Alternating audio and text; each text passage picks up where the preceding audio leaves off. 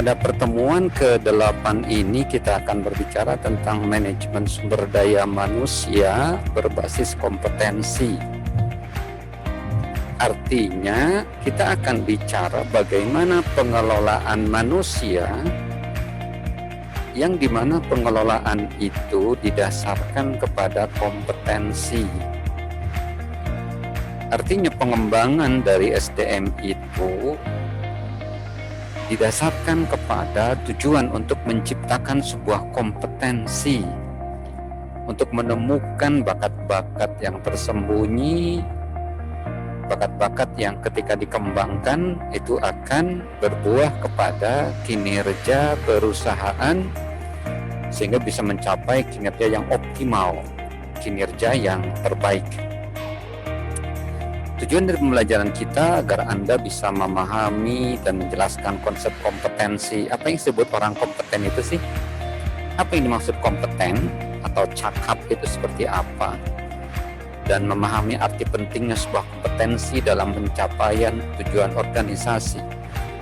Betapa pentingnya kompetensi dari para anggota organisasi untuk mencapai tujuan organisasi.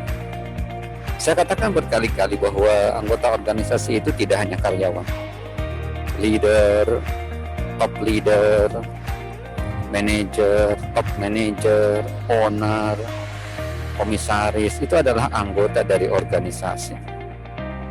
Mereka semua harus kompeten agar perusahaan maju dan berkembang.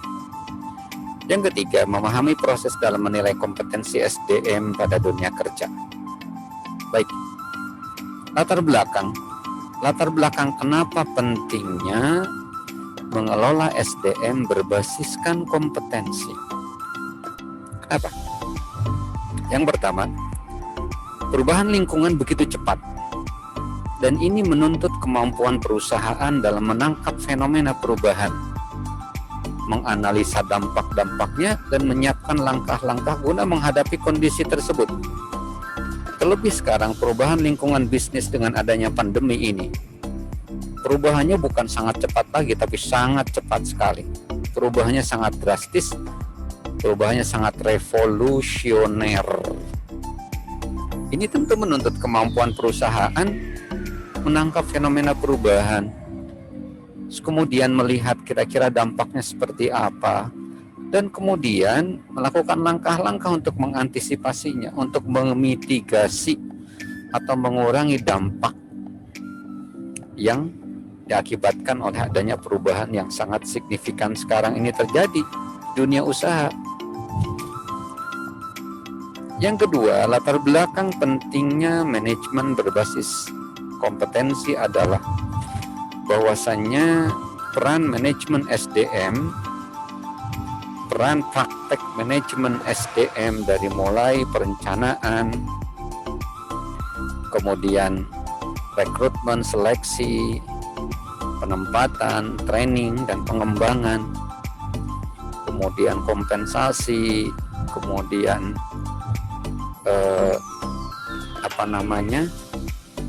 pemutusan hubungan kerja,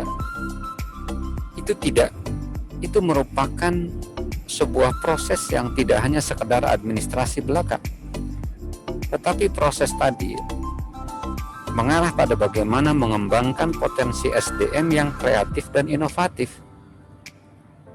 Jadi tujuan adanya training yang merupakan bagian dari manajemen SDM, terutama dari praktek manajemen SDM training, harus bisa menciptakan karyawan yang kreatif dan inovatif. Latar belakang yang ketiga, bahwa setiap perusahaan membutuhkan SDM yang kompeten agar tidak hanya memberikan pelayanan yang memuaskan saja, customer satisfaction, tetapi juga berorientasi pada nilai atau customer value. Sehingga organisasi tidak hanya semata mengejar pencapaian produktivitas kerja yang tinggi, tetapi juga berorientasi kinerja dalam proses pencapaian.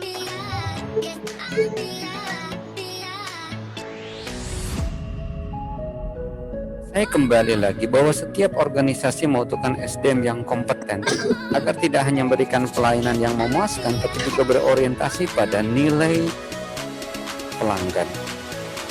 Jadi tidak hanya mengejar produktivitas kerja yang tinggi, tetapi juga berorientasi pada kinerja dalam proses pencapaiannya. Jadi tidak hanya si customer itu puas dengan pelayanan, tetapi dia tidak mendapatkan value. Dia puas dengan layanan dari showroom misalnya ya, atau layanan dari perusahaan yang kalian buat, tapi nilai dari barang atau produk yang dia peroleh dari kita, dari perusahaan kita, itu ketika nilainya rendah, bisa jadi kepuasan sesaat itu akan hilang ketika ternyata produk yang dia peroleh itu tidak seimbang dengan pengorbanan berupa uang yang sudah mereka keluarkan. Begitu. Jadi tidak hanya puas si karyawan itu, tetapi juga melihat produk yang diberikan oleh perusahaan kita itu sebagai produk yang kredibel, produk yang reliable, yang bisa diandalkan. Begitu. Seperti itu. Itu latar belakang kenapa yang namanya manajemen SDM berbasis kompetensi sesuatu yang sangat penting. Berikutnya, praktik untuk mengidentifikasi kompetensi. Pertama, mengidentifikasi keterampilan yang tepat yang dibutuhkan untuk meraih sukses di lingkungan dewasa ini. Jadi ketika misalnya kita membuka sebuah usaha, katakanlah Anda membuka usaha berupa butik, maka Anda semuanya harus mengidentifikasi atau mengenali keterampilan yang tepat untuk dimiliki oleh staf Anda, atau yang tepat dimiliki oleh Anda sebagai pengusaha butik. Yang ini untuk meraih sukses di lingkungan dunia bisnis dalam bidang butik, perlu itu. Keterampilan apa? Ya sederhananya kalau misalkan perusahaan butik, ya keterampilan menjahit dari karyawan-karyawannya, kemudian keterampilan menciptakan model-model baru, keterampilan melayani customer, keterampilan berkomunikasi dengan customer, baik komunikasi secara offline maupun online. Itu diangkat. Berikutnya, menyeleksi pengunjung kerja yang terbaik dan orang atau karyawan dengan potensi yang sangat besar. Untuk meraih kompetensi yang tinggi dari perusahaan, maka seleksi sangat penting. Baik seleksi untuk memilih staf secara internal untuk mengisi jabatan yang kosong, maupun menyeleksi staf yang baru untuk mengisi posisi yang kosong di dalam perusahaan. Keduanya harus dilakukan secara tepat untuk mendapatkan orang-orang yang terbaik, pengunjung kerja yang terbaik. Berikutnya, merencanakan untuk memenuhi kebutuhan organisasi. Jadi perlu ada perencanaan terhadap SDM yang kompeten di dalam perusahaan. Jadi katakanlah ketika Anda sebagai seorang pengusaha dalam bidang penyediaan jasa, misalkan jasa pengadaan barang seperti itu, maka kalian harus mampu mengidentifikasi dan merencanakan SDM-SDM yang seperti apa yang dibutuhkan oleh organisasi. Berikutnya, menilai kinerja dan memperoleh keterampilan. Salah satu cara yang perlu dilakukan untuk bisa memperoleh kompetensi yang tinggi dari karyawan adalah dengan menilai kinerja. Dengan menilai kinerja kita bisa tahu sejauh mana, kita bisa mengukur sejauh mana keterampilan, kemampuan, prestasi kerja yang dicapai oleh karyawan-karyawan kita. Dan setelah itu akan menjadi bahan untuk kita, untuk kemudian kita lakukan training atau pelatihan kepada para karyawan untuk meningkatkan kompetensi mereka. Berikutnya, praktek untuk mencapai kompetensi itu dengan membayar untuk keterampilan. Ketika mereka, karyawan kita itu ada yang berprestasi, lebih terampil, maka kita perlu kasih penghargaan yang lebih, baik penghargaan yang sifatnya materi ataupun non-materi. Berikutnya, membangun lingkungan kerja yang terbaik untuk kerja kolektif. Artinya, untuk menciptakan sebuah iklim yang menciptakan kompetensi, maka lingkungan kerja itu harus dibangun. Lingkungan kerja yang terbaik. Terbaik artinya lingkungannya yang nyaman, baik lingkungan sosial maupun lingkungan fisik. Lingkungan sosial berarti interaksi dengan sesama karyawan. Lingkungan fisik terkait juga dengan masalah tempat kerja, posisi, duduk, dan sebagainya. Berikutnya adalah mengelola motivasi untuk peningkatan kinerja. Motivasi karyawan itu perlu terus-terusan dikelola. Motivasi itu dibagi dua. Ada motivasi intrinsik, ada motivasi ekstrinsik. Motivasi intrinsik itu adalah motivasi yang muncul dalam diri seseorang untuk berprestasi dan berkinerja. Misalnya semangat kerja, antusiasme, rasa ketertarikan pada pekerjaan, minat pada pekerjaan, loyalitas, itu adalah motivasi di dalam diri seseorang. Dan itu akan lebih mudah untuk menggerakkan orang tersebut karena dia di dalamnya sudah memiliki motivasi secara intrinsik. Ada motivasi ekstrinsik di mana orang itu berprestasi ketika dia didorong. Didorong oleh apa? Didorong oleh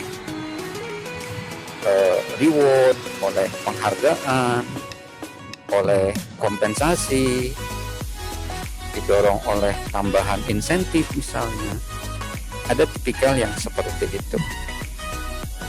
Bagaimana yang terbaik? Yang terbaik adalah orang yang mempunyai motivasi intrinsik, yang tanpa didorong dia sudah bersemangat untuk sukses, dan tipikalnya tipikal orang yang sukses. Sekarang ada konsep baru dalam organisasi, yakni cluster, organisasi masa yang akan datang. Cluster adalah bentuk organisasi di masa yang akan datang yang sifatnya lebih datar. Hierarki tradisional akan digantikan oleh jaringan kelompok kerja. Jaringan kerja atau kelompok kerja yang diberdayakan. Kalau kalian masih ingat bahwa di dalam struktur perusahaan itu ada struktur yang namanya struktur matriks waktu kita belajar tentang pengantar manajemen. Struktur matriks ini lebih kepada hierarki yang sifatnya lebih kontemporer. Beda dengan struktur yang pada umumnya di perusahaan-perusahaan ataupun di organisasi pemerintahan ataupun di organisasi-organisasi sosial, di mana ada direktur utama, di bawahnya ada direktur, di bawah direktur ada manajer, di bawah manajer ada supervisor, di bawah supervisor baru staff. Jadi itu adalah struktur yang tradisional. Nah, organisasi di masa yang akan datang lebih kepada struktur tim. Ya, itu namanya organisasi cluster. Berikutnya, di dalam organisasi cluster, informasi akan berada di ujung jari setiap orang. Berbeda dengan sekarang di mana informasi ada di tangan pimpinan. Organisasi cluster itu dengan bentuk tim tadi, dengan bentukan berupa tim tadi, maka tim tadi mempunyai banyak informasi yang itu sangat bermanfaat buat perusahaan. Dan perusahaan sangat bergantung kepada informasi-informasi yang dimiliki oleh anggota tim tadi. Bayangkan seperti kalian perusahaan IT, penyedia aplikasi. Maka dia yang akan tahu sendiri di lapangan bagaimana dinamika berbisnis dalam aplikasi. Dia mungkin bisa yang lebih tahu tentang bagaimana aplikasi itu bekerja, bagaimana aplikasi itu menghadapi masalah, bagaimana web yang dibikin oleh si anggota tim itu efektif atau tidak efektif. Itu salah satu bentuk organisasi klaster.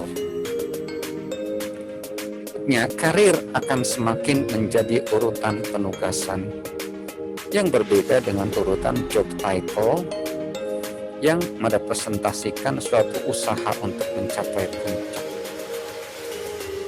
Jadi nanti yang disebut konsep karir di dalam klaster organisasi itu adalah menjadi urutan penugasan. Ketika penugasan dia semakin tinggi, ketika seorang karyawan semakin mendapatkan tugas-tugas yang berat, maka itu adalah karir dia di sana. Karena dia nanti dari penugasan tersebut akan mendapatkan reward yang lebih tinggi. Yang berbeda dengan urutan job title, jabatan-jabatan kerja yang merepresentasikan usaha untuk mencapai puncak, seperti job title saya sebagai seorang dosen. Maka saya akan mendapatkan atribut dari mulai tenaga pengajar, asisten ahli, lektor pakai L, lektor kepala, dan guru besar. Job title tersebut menggambarkan sebuah usaha saya dari awal, dari nol, dari mulai jadi tenaga pengajar sampai menjadi guru besar.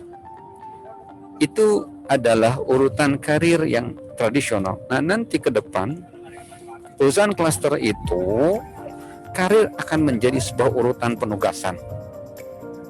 Ketika semakin tim itu banyak mendapatkan penugasan, maka karir dia akan semakin bagus, yang diwujudkan dengan adanya peningkatan pendapatan dari si anggota tim tersebut.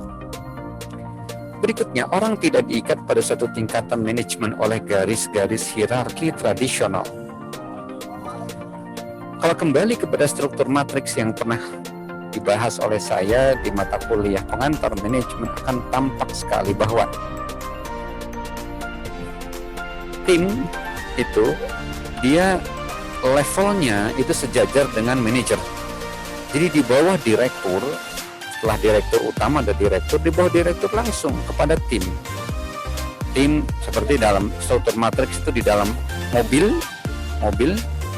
pembuatan mobil, contoh yang pernah saya tampilkan mobil Ford, maka ada tim pembuatan mobil Ford merek Mustang, ada mobil Ford merek apa begitu.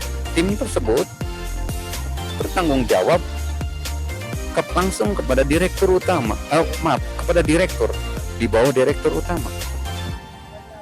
Tidak ada level misalkan manajer sebagai posisi di bawah direktur, di bawah manajer ada supervisor, itu tidak. Itu adalah organisasi di masa modern. Oke. Berikutnya, 4 syarat organisasi bisa melakukan atau organisasi berbasis kompetensi. Yang pertama, perlu adanya misi. Misi adalah pernyataan yang digunakan untuk mengkomunikasikan tujuan dari sebuah organisasi. Seperti misalkan Anda mempunyai perusahaan, kayak misalkan UGJ mempunyai visi menjadi kampus atau perguruan tinggi berbasis riset atau perguruan tinggi riset yang berbasiskan kepada local wisdom atau kebijaksanaan lokal, ya. Dan menjadi riset university itu ditargetkan 2034. Misinya adalah menyelenggarakan tridharma perguruan tinggi, pembelajaran, penelitian, dan pengabdian kepada masyarakat. Ini adalah misi dari UGJ. Ini merupakan pernyataan yang digunakan untuk mengkomunikasikan tujuan dari sebuah organisasi. Tujuan UGJ adalah memberikan pelayanan dalam bidang pendidikan, penelitian, dan pengabdian kepada masyarakat. Ketika Anda membuat sebuah perusahaan, Anda mempunyai impian perusahaan seperti apa yang ingin Anda raih di suatu masa. Katakanlah di sini ingin misalkan membangun perusahaan garment, maka visinya, impiannya adalah menjadi perusahaan garment yang cakupannya senasional, bisa mengirimkan semua produk ke seluruh Indonesia. Impiannya, misinya apa? Misalnya menyediakan produk-produk garment yang berkualitas dengan diferensiasi atau berbeda dengan yang lain. Harga agak tinggi tetapi orang puas memakainya. Itu merupakan bagian dari sebuah misi. Nah, berikutnya 4 syarat organisasi bisa mencapai kompetensi organisasi yang kompeten adalah harus kita identifikasi kompetensi di sekitar diri karyawan. Akan ada sedikit penekanan pada pekerjaan sebagai blok bangun organisasi. Perhatian akan difokuskan pada kompetensi orang dan apa yang mereka bawa ke pekerjaan. Artinya ketika kita ingin menciptakan perusahaan yang kompeten, yang pengelolaan SDM-nya berbasis kompetensi, maka yang harus kita cari adalah karyawan-karyawan yang kompeten. Yang harus kita identifikasi adalah kecakapan-kecakapan pada diri karyawan. Begitu. Berikutnya, informasi. Syarat organisasi kompeten adalah informasi. Jika kelompok kerja yang memiliki kebebasan untuk memutuskan cara yang terbaik untuk mencapai misi mereka tidak diberikan informasi, mereka akan kembali lagi kepada gaya hierarki. Ini 4 syarat organisasi klaster, yang ini merupakan organisasi masa depan yang akan menjadikan organisasi itu organisasi yang lebih kompeten. Artinya di perusahaan klaster itu kelompok kerja harus diberikan kebebasan untuk menetapkan cara yang terbaik, ya, dan kemudian harus diberikan informasi tentang bagaimana bisa mencapai sebuah kinerja puncak. Contoh misalnya dalam sebuah perusahaan IT ada sebuah project itu misalnya untuk membuat sebuah aplikasi. Nah, maka tim-tim yang ada di dalam perusahaan IT itu harus diberikan informasi yang secara lengkap apa yang dimaui oleh perusahaan dan apa yang dimaui oleh klien terkait dengan kualitas atau spesifikasi dari aplikasi yang diinginkan. Mereka harus diberi informasi itu secara lengkap. Berikutnya, budaya untuk mencapai kesuksesan. Untuk mencapai kesuksesan organisasi klaster tergantung pada keinginan orang untuk melaksanakan tanggung jawab tugas yang lebih besar dan yang dilimpahkan oleh klaster mereka. Budaya sukses itu sangat penting bagi organisasi klaster. Budaya itu semacam, artinya seperangkat nilai dan keyakinan yang dimiliki oleh sekelompok orang dan membimbing perilaku orang tersebut. Itu namanya budaya. Budaya adalah kembali lagi seperangkat keyakinan dan nilai yang dimiliki oleh sekelompok orang, dan orang-orang ini mengacu dalam perilakunya kepada nilai dan keyakinan tersebut. Itu definisi budaya. Ketika satu kelompok, satu perusahaan, para karyawannya mempunyai keyakinan bahwa yang namanya bekerja itu harus dilakukan dengan serius, harus dilakukan dengan sukses, dengan optimal, maka budaya yang ada di perusahaan tersebut adalah budaya kerja yang optimal. Budaya kerja dengan menghasilkan output atau luaran yang terbaik. Apa sih yang disebut kompetensi? Kompetensi adalah karakteristik dasar manusia yang dari pengalaman nyata ditemukan mempengaruhi atau dapat dipergunakan untuk memperkirakan tingkat performa di tempat kerja atau kemampuan untuk mengatasi persoalan pada situasi tertentu. Jadi kompetensi adalah sebuah karakteristik dasar dari seseorang yang dilihat dari perilaku orang yang kompeten mempengaruhi atau dapat dipergunakan untuk memperkirakan tingkat prestasi kerja di tempat kerja atau kemampuan dia untuk mengatasi persoalan. Contoh begini, ketika kita melihat seorang manajer di perusahaan, ketika kita ketemu dengan dia tampak orangnya supel, berbicara dengan lugas, pengetahuannya luas, attitude-nya kelihatan, sikapnya kelihatan baik, behavior-nya kelihatan sopan.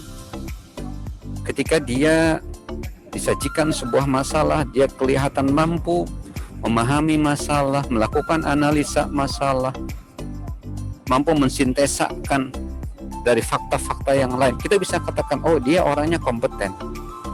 Ketika diberikan masalah terkait dengan manajemen perusahaan, dia kemungkinan akan mampu mengatasinya.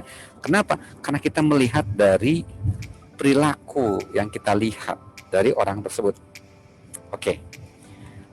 A competency refers to an individual's demonstrated knowledge, skills, and abilities to perform to a specific standard. Competencies consist of a combination of knowledge, skills, and abilities that are necessary in order to perform a major task or function in the work setting. Jadi, apa sih sebetulnya disebut kompetensi? Kompetensi itu mengacu pada pengetahuan, keterampilan, dan kemampuan yang ditunjukkan oleh seseorang ya dalam melaksanakan sebuah standar tertentu.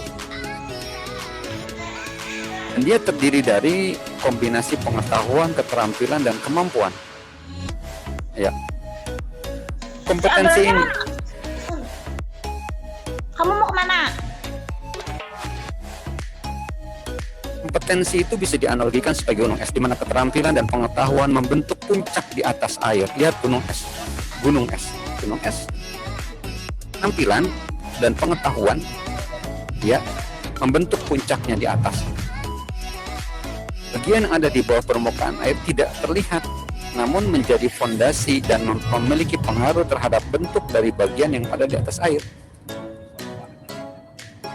Jadi kompetensi itu seperti gunung es, terampil dan mengetahui itu puncaknya saja, tetapi di bawahnya banyak hal yang sangat membantu dia terampil dan tahu. Apa saja di antaranya? Banyak. Misalnya dari sisi aspek kemampuan dia, kesehatan dia. Orang bisa dikatakan kompeten ketika dia mampu melakukan sesuatu. Walaupun dia punya pengetahuan yang banyak, keterampilan yang banyak, tapi dia tidak mampu melakukannya. Muspro tidak ada artinya apa-apa. Contoh begini. Di sini misalnya Abdul Junaidi pinter, cerdas, terampil dalam bekerja, tapi kemudian sakit-sakitan. Apakah bisa dikatakan dia adalah orang yang kompeten? Enggak. Kenapa? Tidak able. Tidak memiliki kemampuan untuk menerapkan pengetahuan dan keterampilannya. Atau kalian terlalu sibuk mengerjakan tugas-tugas rutin sehingga tidak mampu mengerjakan tugas-tugas tambahan. Maka untuk tugas-tugas tambahan ini kalian tidak bisa dikatakan kompeten. Kenapa? Karena tidak punya waktu. Berarti tidak mampu. Berarti tidak kompeten. Maka jangan ambil itu.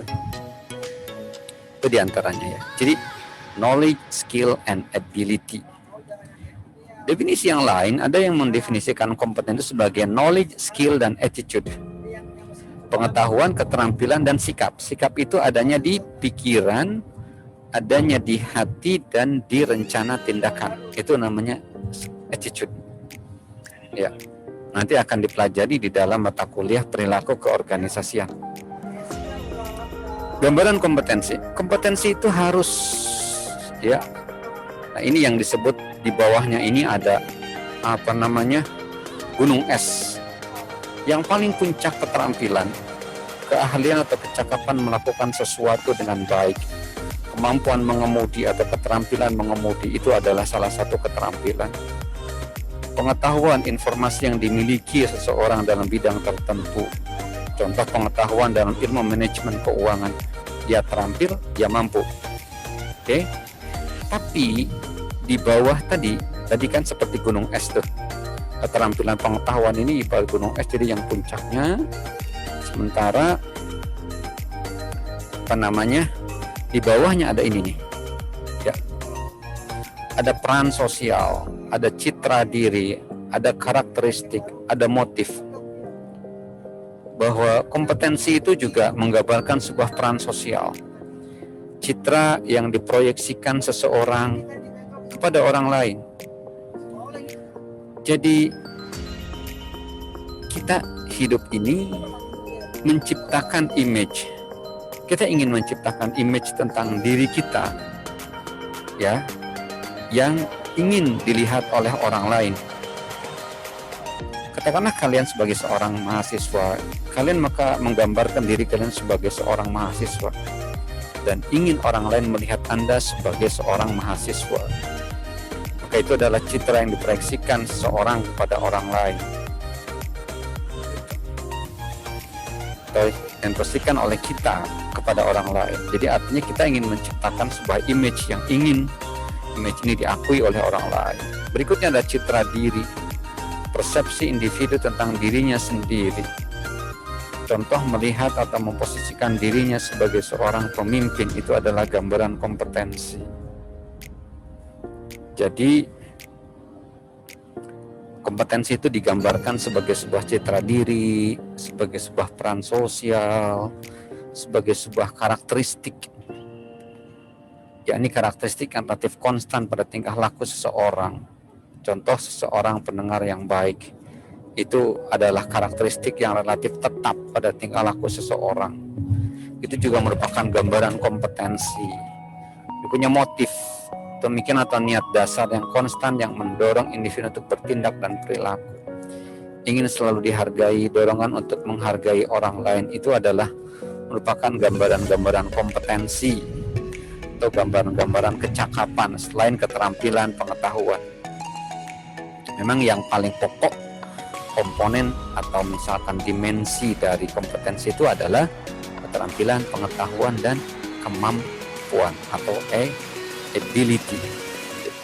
Tetapi di samping itu, ilmuwan juga merumuskan bahwa kompetensi itu gambarannya ada pada keterampilan, pengetahuan, ada peran sosial, ada citra diri, ada karakteristik, ada motif. Membangun model kompetensi. Kompetensi pertama kali diperkenalkan David McClellan pada tahun 1973. Beliau juga merupakan presiden dari McBeer Company dan beliau memiliki 286 model kompetensi. Dari 187 diantaranya dari hasil studi di Amerika Serikat dan sisanya dari sampel-sampel yang berasal dari 20 negara.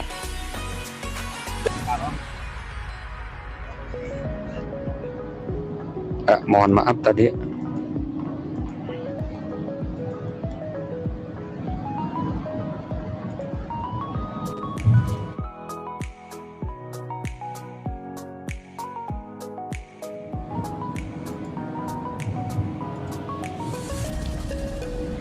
Nah,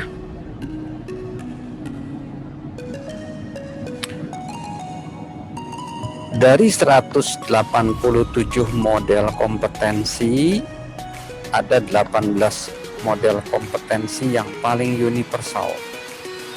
Ya, ada 18 model kecakapan yang paling universal. Yang pertama adalah orientasi prestasi. Berarti dia, kalau kita mempunyai orientasi prestasi, kita dikatakan orang yang memiliki kompetensi.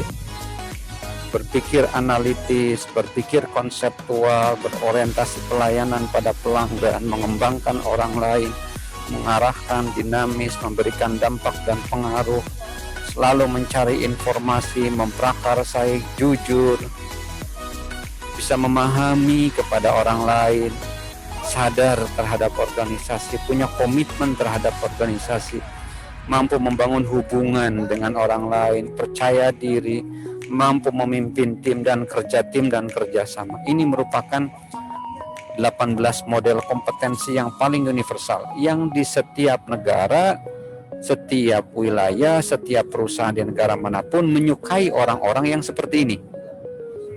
Dia punya orientasi pada prestasi, bisa berpikir analitis, berpikir konseptual, kemudian mengembangkan orang lain, dinamis, seperti itu. Ada model kompetensi yang lain.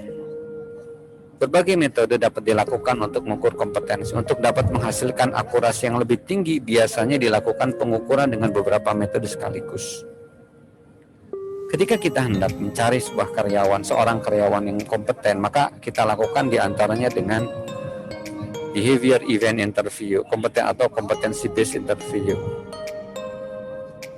Kompetensi based interview ini memiliki akurasi tinggi dalam mengidentifikasi kompetensi yang dimiliki seseorang.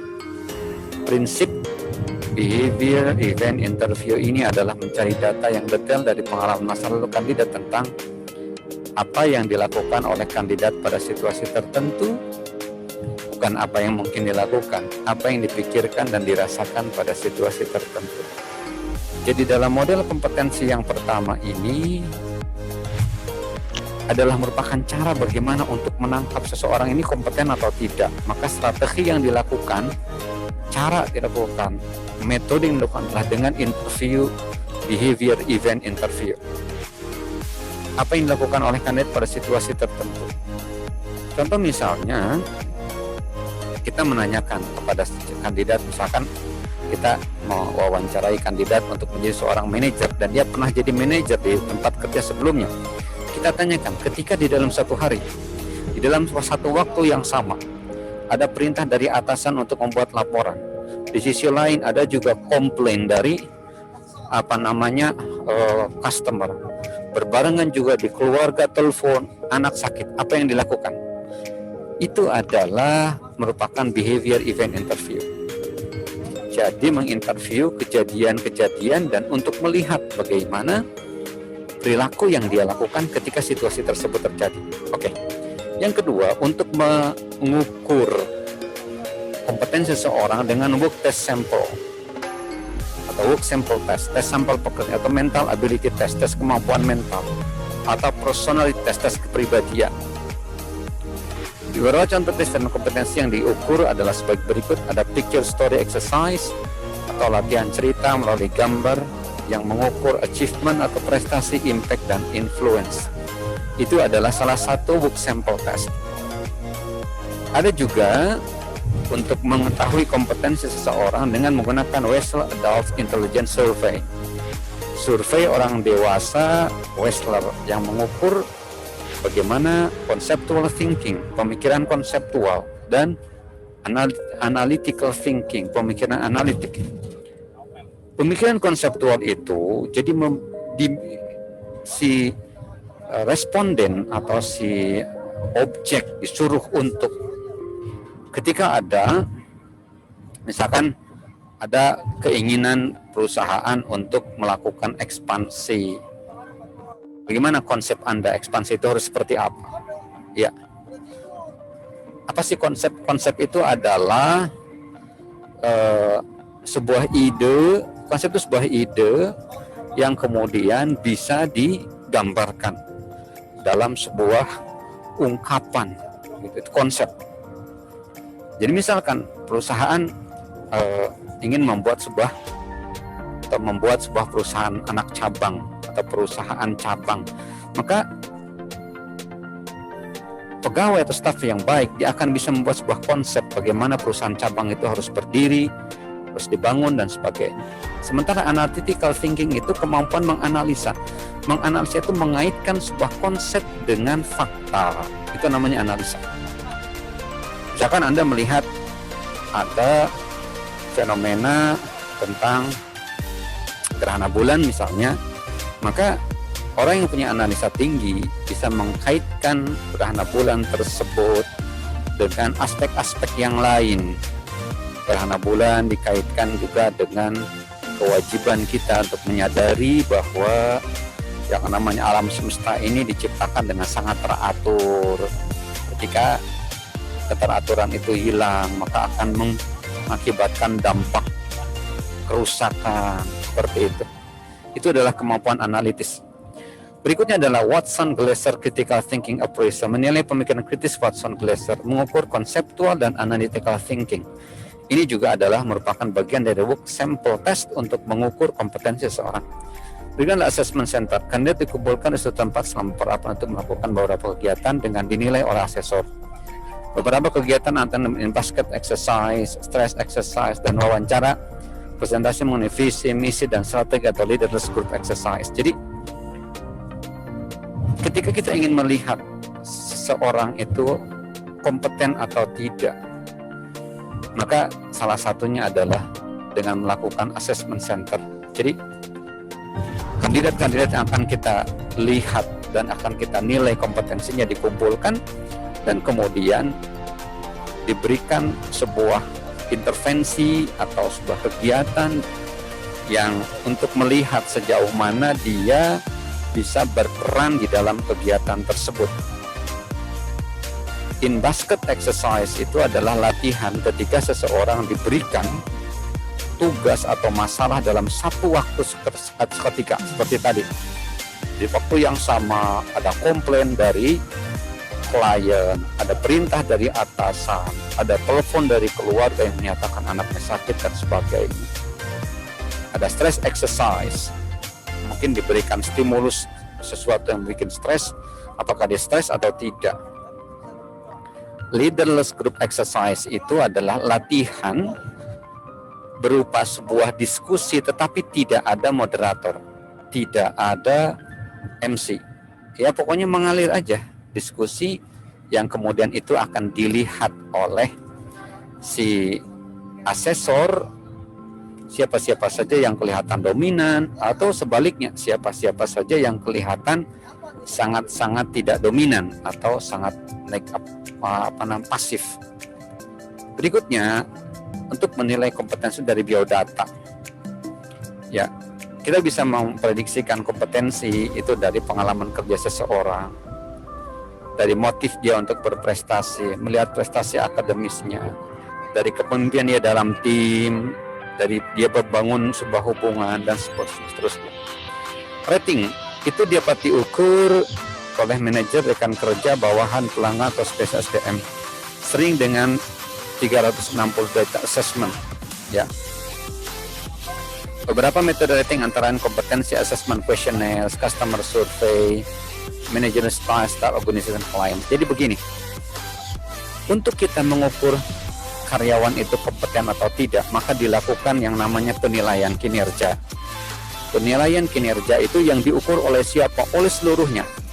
Baik dinilai oleh manajer, oleh rekan kerja, oleh bawahan, oleh pelanggan, atau oleh spesialis SDM. Sebutnya adalah 360 derajat assessment. Ya. Dilakukannya secara rating. Rating itu dengan skala 1 sampai 7 misalnya, terkait dengan keahlian dia. Ya. Kayak angket aja, angket dibagikan kepada rekan kerjanya, kepada atasannya, kepada bawahannya, kepada klien yang dilayani gitu, dan kemudian memberikan penilaian terhadap orang tersebut atau karyawan tersebut. Ya, saya kira cukup. Itu adalah 5 metode untuk mengukur kompetensi. Jadi kita ingin melihat apakah karyawan itu kompeten atau tidak, maka kita lihat dari 5 aspek tadi. Bahwa kompetensi itu adalah sebuah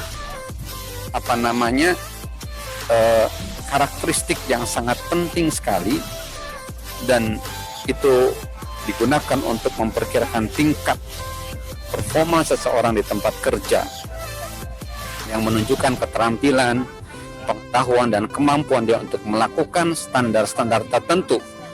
Dan cara untuk mengukurnya adalah diantaranya dengan melakukan 5 assessment atau pengukuran ya dari kompetensi tersebut. Ya, saya kira cukup topik tentang manajemen SDM berbasis kompetensi. Sangat penting, tolong diperhatikan betul-betul dan dipahami betul-betul.